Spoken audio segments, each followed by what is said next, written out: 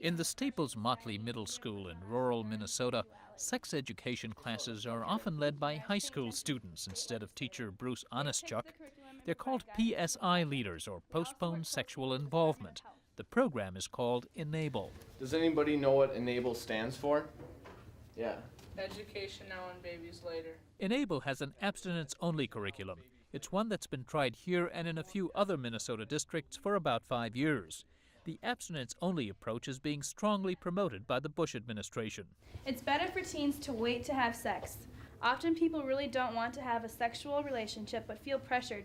Over several weeks, these 13 and 14-year-olds will discuss situations where they are pressured to have sex. See a lot of stuff on TV and then their parents. That's a huge one, yeah. Media influence. The reasons to say no.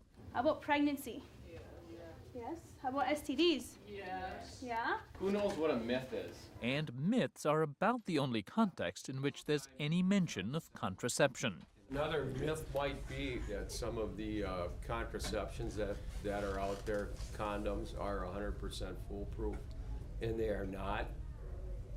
The only thing that's 100% foolproof regarding pregnancy and STDs is abstinence.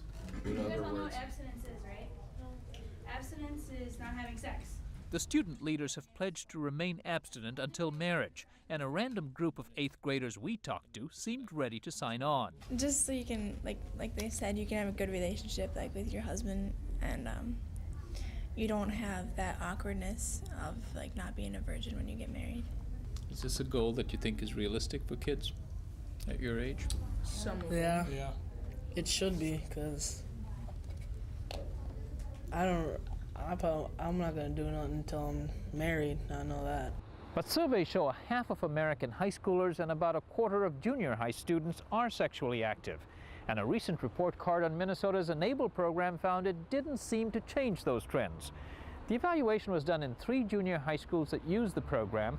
It found that over the course of a year, the number of kids who became or said they intended to become sexually active about doubled, a pattern quite similar to the general adolescent population.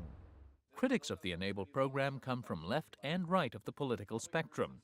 Nancy Nelson heads a group that advocates a more comprehensive sex education, one which also teaches about contraceptives and how to use them. We've now spent $5 million of state and federal funds, and these kids don't have the information they need to protect themselves whenever they become sexually active, even if they wait until they're married. Nelson says of particular concern is that the Enable program was found ineffective in some communities of color, where teen pregnancy rates remain high. She says information about contraceptives is critical for all adolescents. There was a recent study that showed that in this group of kids who had pledged virginity, 60% of them broke their pledges and didn't use protection. That's a big concern. These kids aren't ready and they're not protected. And we're setting them up for potentially fatal diseases. But proponents of abstinence-only sex education say condoms provide a false sense of protection. We're saying you can have safe sex when in fact there's no such thing as safe sex. It reduces the risk of getting AIDS by 85%, but that's still 1 in 7 chance that you're still going to contract a deadly disease. I don't think those are very good odds. Tom Pritchard, with a group called the Minnesota Family Council, says contraceptives undermine a strong message to abstain from any sexually arousing behavior.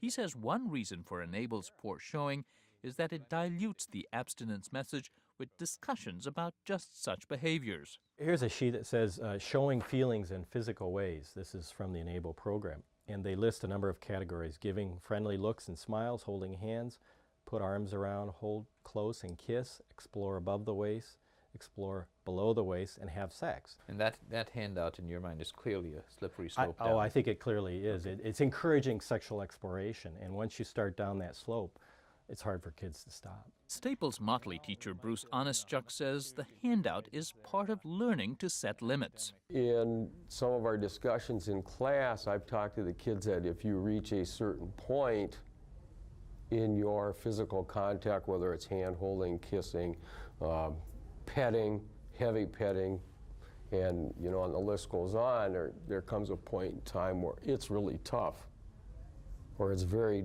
difficult to all of a sudden say, whoa, no, we're stopping, and we shouldn't go any further than that. Do you think kids are able to stop, have the tools to be able, to know where their limits are? Part of what's discussed in Enable are refusal skills in how to handle situations. At the heart of this debate and teachers' dilemma is how adolescents handle information. For example, does teaching about how to use condoms lead to more sexual activity? I believe there will be more activity. I really do. I think it's human nature. But then again, I see the other side of the argument too. If these kids are sexually active, shouldn't we provide some protection from them? The Staples-Motley District does offer a so-called Values and Choices course. Hey, come on. Everyone else is doing it. Maybe, but I'm not everyone else. The curriculum does stress abstinence, but also provides basic information on how to use contraceptives. District Superintendent Kenneth Scarborough says he'd prefer to stick with abstinence, but wants to be realistic.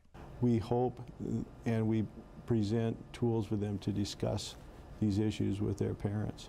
But we have to be real about the choices that our students are making, and we have to give them information to be safe.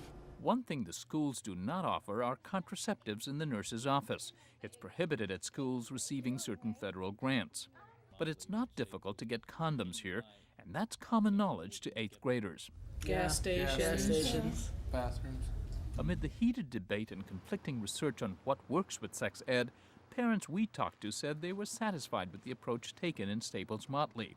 Despite poor marks so far, Mary Freeman said the abstinence-only message seems right in middle school. I think that this target audience of 12 to 14, they don't need that information yet. They need to hear that abstinence-only information. And I think if you start from there and then you give them more information later, then they have choices, then they have decisions to make. And usually what kids bite on first is what they'll chew on the longest. And I think if you give them this abstinence-only message, I think it'll stick. Meanwhile, Minnesota state health officials say they're not ready to dismiss the Enable program. They say a couple more years of research is needed to assess whether its message does stick.